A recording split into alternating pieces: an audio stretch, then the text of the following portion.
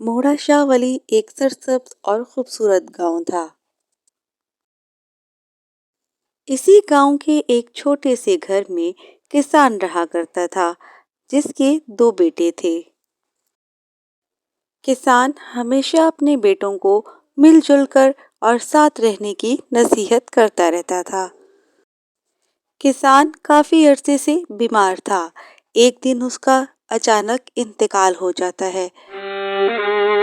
बाप की अचानक मौत पर दोनों भाई बहुत ज्यादा अफसुर्दा और गमगीन थे।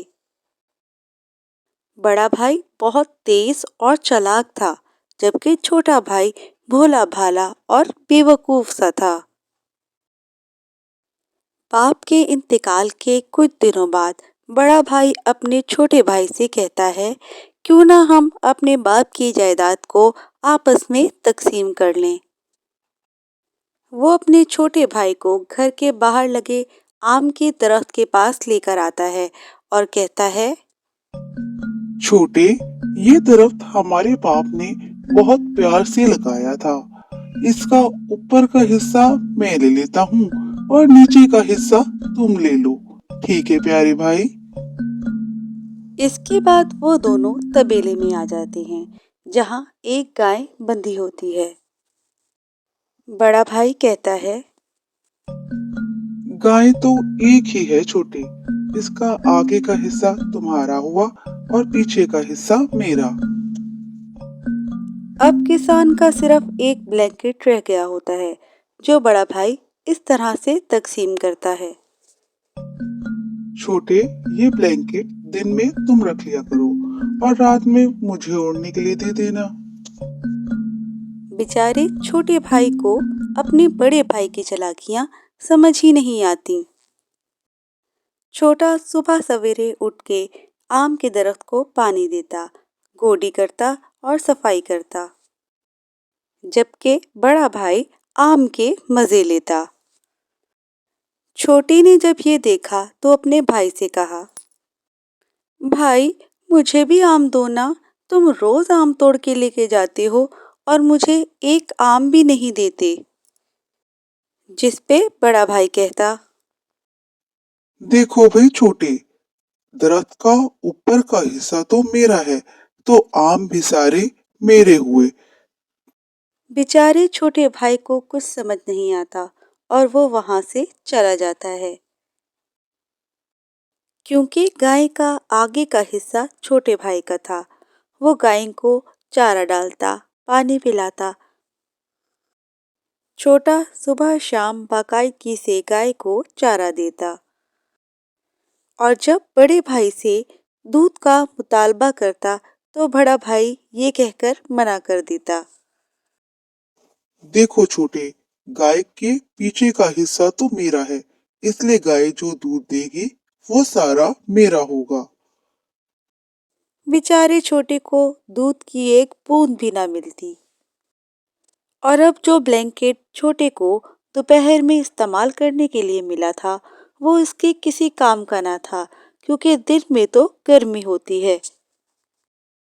रात में ठंड बढ़ जाती और बेचारा छोटा भाई सारी रात सर्दी में ठुठरता रहता, जबकि बड़ा भाई ब्लैंकेट ओढ़ के खूब आराम से अपनी नींद पूरी करता।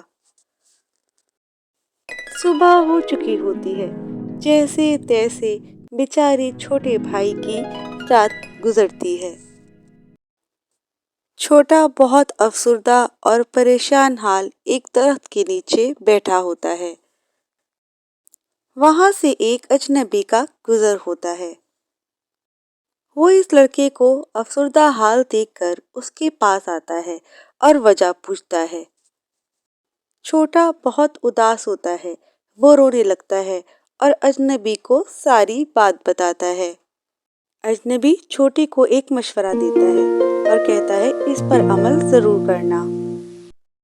छोटा अजनबी के मशवरे के मुताबिक छुरी लेकर आता है ताकि गाय को ज़िबा कर सके। बड़ा भाई जब ये देखता है तो एकदम से बोलता है, अरे अरे छोटे, ये तुम क्या कर रहे हो?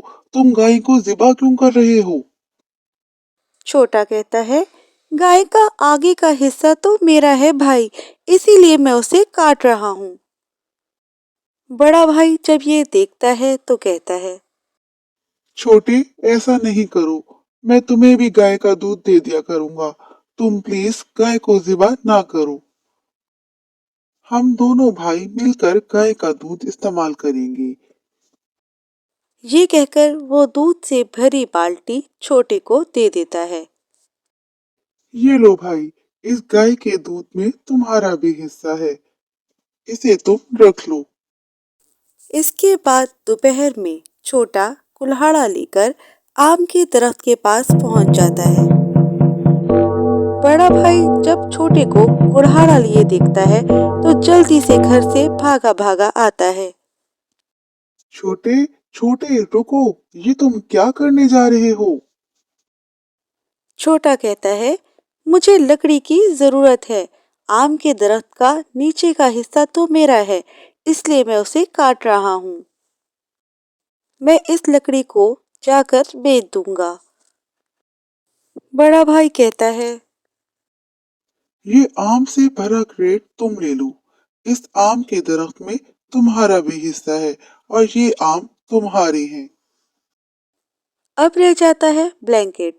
छोटा ब्लैंकेट लेकर आता है और उसे पानी से भरी बाल्टी में डालने लगता है। बड़ा भाई ये देखकर चीख पड़ता है। अरे छोटे, ये क्या कर रहे हो? सारा ब्लैंकेट गीला हो जाएगा। दोपहर में तो ब्लैंकेट मेरे पास होता है भाई। मेरी मर्जी, मैं उसको गीला रखूं या खुश्क रखूं। ये सुनकर बड़े भाई को अपनी गलती का एहसास हो जाता है। वो अपने छोटे भाई से माफी मांगता है। ये तमाम चीजें तुम रख लो, इन सब चीजों में तुम्हारा भी हक है। उसे अच्छी तरह से याद आ गया होता है कि अब्बा ने कहा था हमेशा मिलजुल कर साथ में रहना।